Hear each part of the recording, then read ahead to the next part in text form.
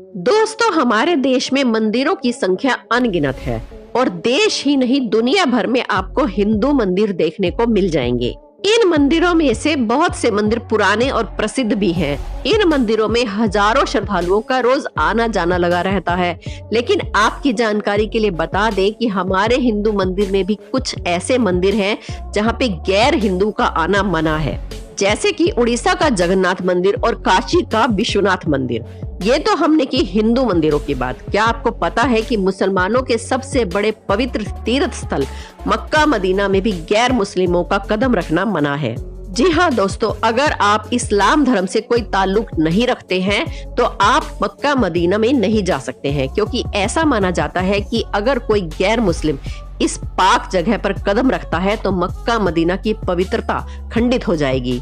इसलिए यहाँ की यात्रा करने वाले रास्ते पर साफ शब्दों में लिखा होता है कि मक्का इज ओनली फॉर मुस्लिम्स।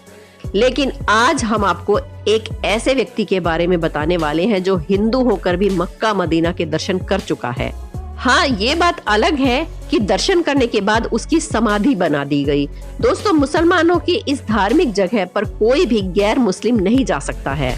शायद आपको ये बात पता होगी कि आप अगर देश या दुनिया की किसी भी मस्जिद में जाना चाहते हैं तो उसके लिए किसी भी धर्म के लोगों के लिए मनाही नहीं है। यानी कि किसी भी धर्म के लोग या किसी भी धर्म का व्यक्ति बेफिक्र होकर मस्जिद में प्रवेश कर सकता है। तो अब बहुत से लोगों के मन में ये सवाल आ रहा होगा कि आखिर ऐसा क्यों है कि गैर मुस्लिम मस्जिद में जा सकता है लेकिन मक्का मदीना में नहीं। तो आइए जानते हैं आखिर वो कौन सी बातें हैं जो मक्का मदीना को खास बनाती हैं और आखिर क्यों चाहकर भी कोई गैर मुस्लिम वहां प्रवेश नहीं कर सकता है। और ये भी जानेंगे कि आखिर वो कौन है जो हिंदू होकर भी मक्का मदीना में घुस गया। तो दोस्तों, वीडियो शुरू करने से पहले और आपके इन सारे सवालों के जवाब देने से पहले हमारे चैनल अनोखी दुनिया को सब्सक्राइब जरूर कर लें और बेल आइकन को प्रेस करना ना भूलें। दोस्तों, मक्का मदीना जाने का ख्वाब हर मुसलमान का होता है। हर मुस्लिम अपने पूरे जीवन काल में कम से कम एक बार यहाँ जरूर जाना चाहता है। ऐसा माना जाता है कि एक मुस्लिम अगर यहाँ पहुँच जाए तो मानो उसको जन्नत का एहसास हो जाता है। सऊदी अरब के ऐतिहासिक हिजाज क्षेत्र में मक्का शहर स्थित है। मक्का इस्लाम धर्म का सबसे पवित्र स्थल है, जहाँ पर काबा, तीर्थ और सबसे बड़ा पवित्र मस्जिद अल हरम स्थित है।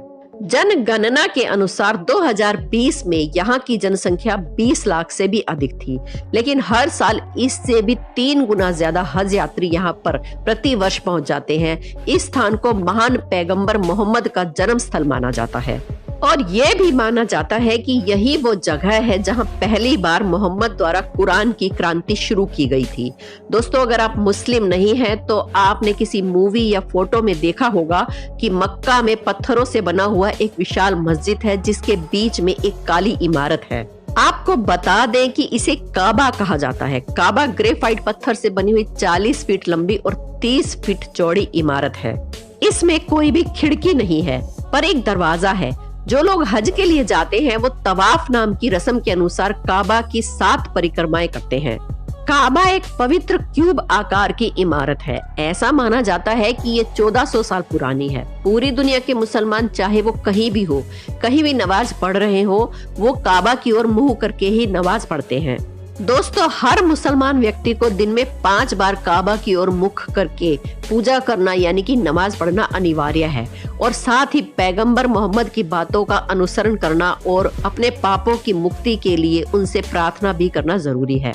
ऐसा कुरान में बताया गया है। दुनिया के कोने कोने से मुस्लिम लोग पैदल, ऊंट पर या फिर जहाजों पर चढ़कर मक्का मदीना पहुंचते हैं।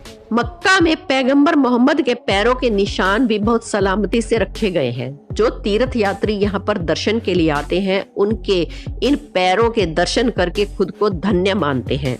इसके अलावा कहा जाता है कि हज की यात्रा करने के बाद अगर किसी मुसलमान की किसी कारण वहां पर मृत्यु हो जाती है तो उसकी वहीं पर समाधि बना दी जाती है। और दोस्तों, इंटरनेट पर मिली जानकारी और कुछ मुसलमानों से बातचीत करने के बाद हमें ये पता चला है कि अगर कोई मुसलमान वहां मर जाता है तो उसके परिवार वालों को बहुत खुशी होती है, क्योंकि उनका मानना है कि खुदा ने एक पाक मुसलमान को अपनी आगोश में ले लिया है। आपकी जानकारी के लिए बता दें कि मक्का की हज यात्रा बहुत ही महत्वपूर्ण होती है। क्योंकि मक्का को इस्लाम धर्म का 5वां स्तंभ माना जाता है और कहते हैं कि काबा यानी कि जो ये काली इमारत है, यहीं से धरती की शुरुआत होती है। हालांकि ये बात कितनी सच है और कितनी झूठ है ये तो हमें नहीं पता, लेकिन कुछ मुसलमानों का कहना है कि इस बात के प्रमाण कुरान में दिए गए हैं। दोस्तों, अब बात करते हैं कुछ ऐसे सवालों की जो गैर मुस्लिम लोगों के मन में ज्यादातर आते हैं। आखिर क्या होगा अगर कोई हिंदू या फिर किसी और धर्म का व्यक्ति मक्का मदीना में चला जाए? दोस्तों, वहां पहुंचने के बाद आपके साथ क्या होगा ये तो हमें नहीं पता, लेकिन जानकारी के अनुसार इतना बता सकते हैं कि दूसरे धर्म के व्यक्ति अगर वहां दर्शन के लिए जाते हैं तो उन्हें वहां तुरंत पकड़ लिया जाएगा। अब भला वो कैसे? तो चलिए हम आपको आसान शब्दों में समझाते हैं। दोस्तों, ये तो आपको पता ही होगा कि किसी भी देश में जाने से पहले हमें वहां का वीजा और पासपोर्ट बनवाना जरूरी होता है। अब हम आपको बता दें कि जब आप सऊदी देश के लिए वीजा अप्लाई करेंगे तो सबसे पहले यही पूछा जाएगा कि आप किस धर्म से ताल्लुक रखते हैं, और आपसे ये भी पूछा जाएगा कि आप वहाँ किस कारण से जा रहे हैं, यानी कि आप किस काम से वहाँ जा रहे हैं। और अगर आपको लगता है कि आप झूठ बोल देंगे तो आपको बता दें कि आपका झूठ क्रॉस वेरीफाई में तुरंत पकड़ा जाएगा। आपका वीजा लगने से पहले आपसे इन सब बातों के बारे में पूछा जाएगा, और अगर आप ये कह देंगे कि भाई मैं हिंदू हूँ तो आपका वीजा कैंसिल हो ही जाएगा, क्योंकि सऊदी देश के कानून के अनुसार मक्का मदीना में कोई भी गैर मुस्लिम नहीं जा सकता है। और मान लीजिए कि आप सऊदी देश में किसी दूसरे काम से जाते हैं, लेकिन वहां जाने के बाद आपको विचार आता है दर्शन कर लें, लेकिन आप वहां पर फिर भी प्रवेश नहीं कर सकते, क्योंकि वहां प्रवेश करने से पहले आपके पासपोर्ट और वीजा को पूरी तरह से चेक किया जाएगा। और पासपोर्ट देखते ही आप पकड़े जाएंगे, क्योंकि उसमें साफ लिखा होता है कि ये व्यक्ति किस धर्म से ताल्लुक रखता है।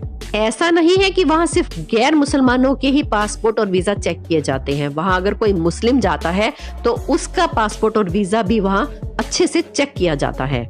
अब तक कई गैर मुस्लिम लोग वहाँ पर जाने की कोशिश कर चुके हैं, लेकिन वो सब के सब नाकाम रहे, क्योंकि वहाँ जाने के लिए वहाँ की अथॉरिटी से परमिट लिया जाता है।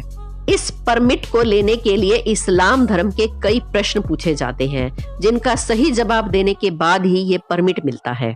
तो अब आपको बताते हैं उस व्यक्ति के बारे में जो हिंदू होकर भी मक्का के दर्शन कर चुका है। दरअसल दोस्तों, भारत के केरल में रहने वाला एक रमेश नाम का हिंदू था, जिसने मक्का मदीना के दर्शन किए। लेकिन अब आप सोच रहे होंगे कि भला वो कैसे? तो दोस्तों, भारत का रहने वाला रमेश एक हिंदू था, लेकिन वो सऊदी में काम करता था। वो वहाँ जिस कमरे में रहता था उसके साथ उसका एक दोस्त रहता था जिसका नाम सिद्दकी था। उसके दोस्त सिद्दकी ने उसे इस्लाम धर्म के बारे में बताया। अपने दोस्त की बातों को सुनकर रमेश उसे पसंद करने लगा। रमेश ने इस्लाम धर्म के ऊपर लिखी कई बातें भी पढ़ी और उन्हें समझने की कोशिश की। फिर उसके बाद उसने नमाज पढ़ना भी शुरू कर दिया। दोस्तों, कुछ मुस्लिम ऐसे होते हैं जो दिन में एक बार भी नमाज नहीं पढ़ते हैं, लेकिन रमेश दिन में 5 नमाज पढ़ने लगा। जब रमेश भारत लौटा तो उसने अपने परिवार वालों को कहा कि वो इस्लाम धर्म को अपनाना चाहता है।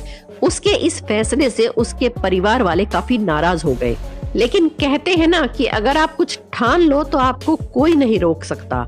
ठीक ऐसे ही रमेश ने अपने परिवार वालों के सामने इस्लाम धर्म को अपना लिया और सबके सामने कबूल किया कि इस्लाम धर्म दुनिया का सबसे अच्छा धर्म है। इसके बाद उसने अपने सारे सरकारी दस्तावेजों में अपना नाम बदलकर मुजम्मिल रख लिया। दोस्तों, इस्लाम धर्म से रमेश बहुत ही लगाव करने लगा था, इसलिए उसके मन में ये बात आई कि क्यों ना मक्का मदीना के दर्शन के लिए जाया जाए। अब इस फैसले के बाद वो मक्का मदीना के लिए चला गया। सारे सरकारी दस्तावेज सही थे, इसलिए उसे वहां जाने की अनुमति यानी कि परमिट भी मिल गया। काबा की परिक्रमा करने के बाद और सारी जरूरी रस्में पूरी करने के बाद उसने खुदा से ख्वाहिश की कि ए खुदा, मुझे तू अपनी आगोश में ले ले। दोस्तों, जैसा कि हमने आपको पहले भी बताया था कि अगर वहां जाकर किसी की मृत्यु हो जाती है तो इस्लाम धर्म के अनुसार वो बहुत खुशनसीब होता है। अब रमेश ने तो बहुत परिश्रम किया था वहां जाने के लिए और इस्लाम धर्म को भी अपना लिया था, शायद इसीलिए उसकी सारी मनोकामनाएं पूरी हो गई। जिसके बाद रमेश के घर वालों को सूचना दी गई और फिर उसकी वहीं पर समाधि बना दी गई। तो दोस्तों, आज के वीडियो में बस इतना ही। हमारे चैनल अनोखी दुनिया को सब्सक्राइब करके बेल आइकन को जरूर दबा लें। वीडियो के लिए एक लाइक तो बनता है। दोस्तों, मिलते हैं अगले वीडियो में। धन्यवाद।